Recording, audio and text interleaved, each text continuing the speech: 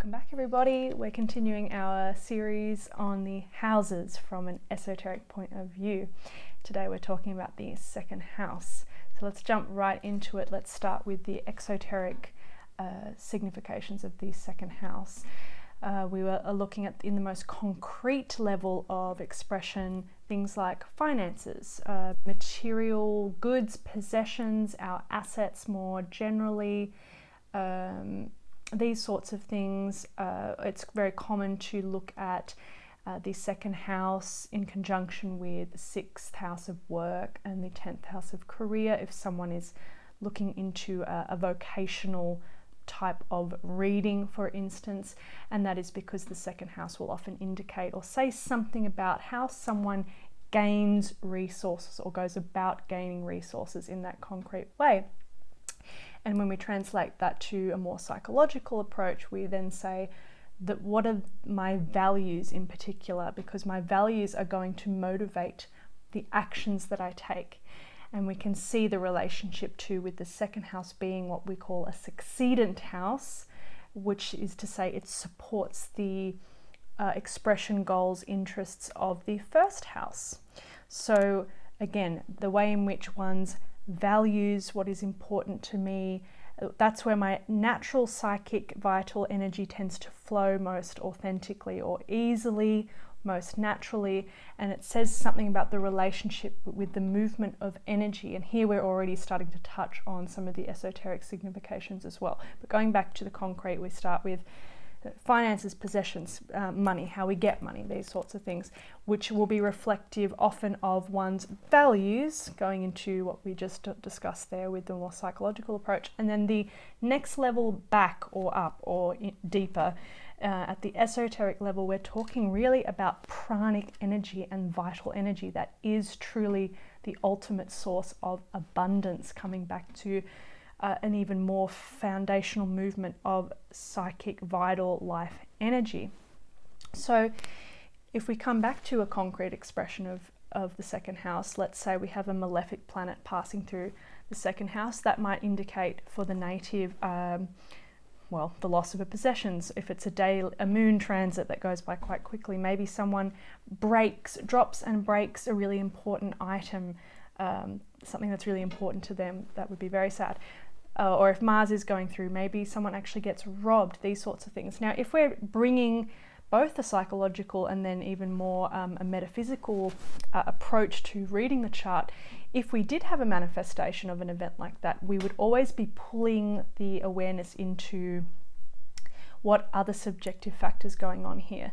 So when we talk about the loss of possessions, in the concrete sense, that could be an indication of something about one's values and maybe something that needs to be transformed there or reevaluated. So these sorts of things can happen in the second house from that more psychological angle as well. So maybe you do drop that really what you thought was a really important heirloom or something, but maybe it's actually not that important after all, or maybe there's a potential lesson there about what actually is really important, and does it really matter that this thing was taken away. So here we have one of the esoteric significations then as well, in terms of that negative expression of the second house, in terms of the loss of material possessions or the loss of money or something like that, where there's that shift into a translation of potential values.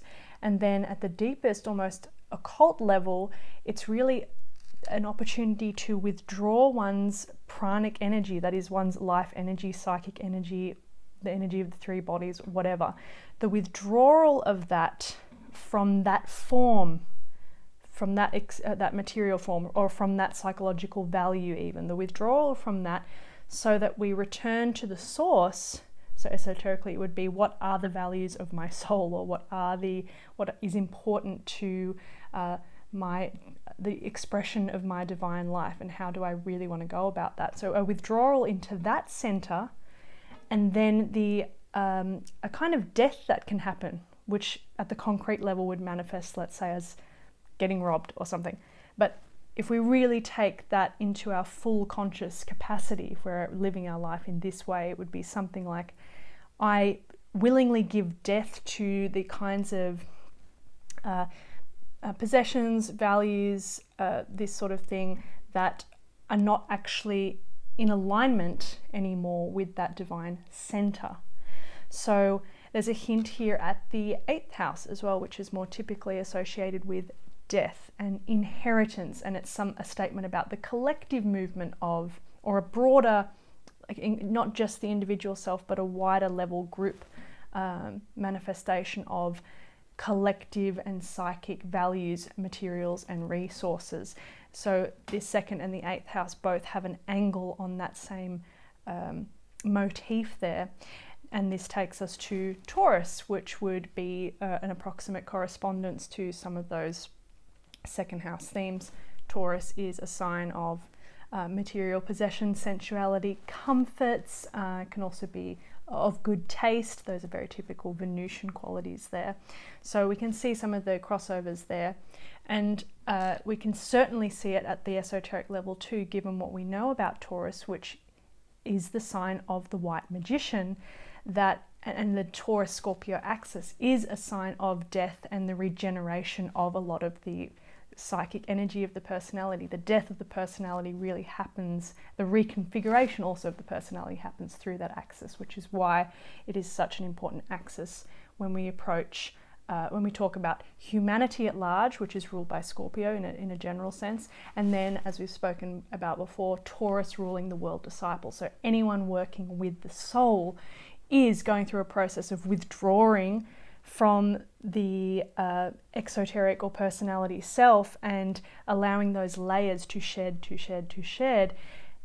realigning with the proper hierarchy of values. And there's a Venusian quality there. What is the real desire, in this case, of the soul, or the will of God? There's a bit of the Vulcan piece there too. And when we withdraw, then allowing that to really be the source of our pranic energy, and abundance also being a signification of the 2nd house, which is why it's not uncommon to see very wealthy people with some prominent activity in the 2nd house, for instance.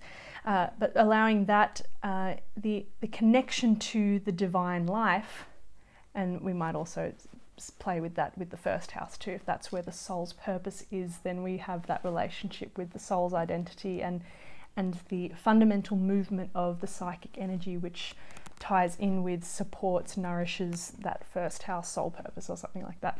But allowing that to be the source of abundance, which informs how one goes about moving in their physical life, this sort of thing. In that way, I actually find the 2nd house to be such a poignant indicator of the way one goes about dying, actually, as is the 8th house. But that 2nd house is really going to indicate a strategy, actually, of how we can best go about that withdrawing process. And that isn't an easy process whenever we're talking about this reconfiguration that goes on. These are very Taurean themes, the reconstituting, the realignment of matter. It's a long and arduous process, actually organizing the psyche into all of its different parts and working out what is and what isn't in alignment with the highest good. All of this, there's a lot of work and effort that goes into that, which would also tie in a little bit, once again, with the stereotypical, or exoteric rather, significations of the 2nd house, insofar as it can sometimes indicate the kind of work one does to get money. So a similar thing here, where it can actually indicate the kind of processes by which someone can die more efficiently, and also then regain the spiritual riches, the real source of abundance, which isn't upon the material plane, but is a result of being connected to that divine life. And if we move from that, then there can be a reunification, of course, with the exoteric realm in terms of materiality and all of these sorts of things. So as we discussed in the last video, you look at the exoteric ruler of whatever sign of the zodiac is cusping this house, and you compare that with the esoteric ruler of that sign to to see what kind of differences or relationships be especially interesting if there is a planetary aspect relationship between those two planets that can indicate a somewhat ease of translation or sometimes a difficulty in translation between the personality and the soul. So it may be worth, if you're invigorated by this exploration, to look at your chart and dive in a little bit more into the sign of the zodiac that is cusping that house. So let's go to Oken's book, Soul-Centered Astrology, and look at his column by column comparison with the significations of the second house, just as we did in our last video. Okay, so I'll start with the traditional and then do the immediate following soul-centered expression. Okay, so 1, finances, personal resources. Soul-centered expression, storehouse of life energy, or prana, spiritual resources and values, as we just discussed. 2, the use of material resources versus the use of life energies. 3, attitude about money versus the control of forms, the shaping of matter as the expression of spiritual values. So once again, really this Taurean theme here of the white magician or Vulcan hammering in the minerals at the core of the earth to create these beautiful objects. 4, losses resulting from wrong material values versus the withdrawal of the life energy from its forms so that energy is left free to reformulate. 5, gains resulting from the right use of matter, there's the abundance piece, versus the acquisition of spiritual values. Okay? So we pretty much touched on all of those pretty thoroughly, I think, in the first part of the video there. So I think to summarize most simply, it is that translation from the material aspect of the second house into this contemplation on our own life energy, our own vitality, the stream of our own vital energy, and where that's coming from that psychological angle. Or if we're working with the soul, we are often to some degree in that Taurean, remember Taurus rules the world disciple, struggle between the soul versus the personality. So we can have these two different streams of energy we can find sometimes, where one is moving more obviously with the will of the soul and its purpose versus the other, which is aspects of our own vital energy and reservoirs that may still actually be enlivened or stimulated by kind of outdated or no longer relevant interests or values of import to the personality self. So working out which of those is which, and seeing where there's a potential conflict and also where there's a potential synthesis, because it's not always about the personality bad, soul good. Sometimes we need to fully withdraw from certain aspects of the personality, and sometimes there's a withdrawal but then an elevation, and I suppose in some sense it's always going to be an elevation, right, because it's all one. But there may actually be quite a literal elevation of a certain interest or subject matter that is of importance to the personality that may just take on a slightly different expression or be utilized with the will of the soul in a way that is in alignment with that soul purpose. So these sorts of very subtle, refined kinds of questions and modes of investigation. But I think that is a good summary of the second house. Hope you enjoyed, and I will see you in the next one. Thanks guys, bye bye.